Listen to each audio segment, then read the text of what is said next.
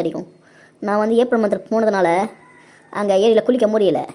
அவ்வளோ குளிர், தண்ணிக்குள்ளே காலை வச்சா ஐஸ் கட்டியில் வச்ச மாதிரியே ஒரு ஃபீலிங்கு.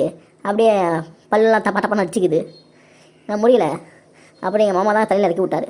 ஆனால் பார்த்து இறங்கி மக்கள் எல்லாம் கல் தான். சரிக்கி விட்டிங்கன்னா போக வேண்டியதான். எங்கே போக தெரியாது. அவ்வளோ ஆழம், செம்ம ஆழம்.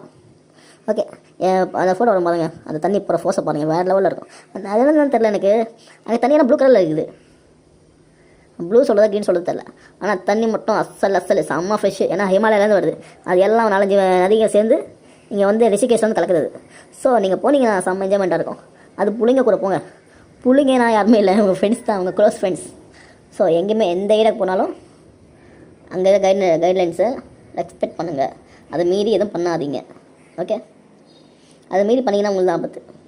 அங்கே லோக்கல் போலீஸ் என்ன சொல்கிறாங்களோ, அங்கே போலீஸ் என்ன சொல்கிறாங்களோ, கொஞ்சம் டிரான்ஸ்லேட்டர் இருந்தால் அதை வச்சு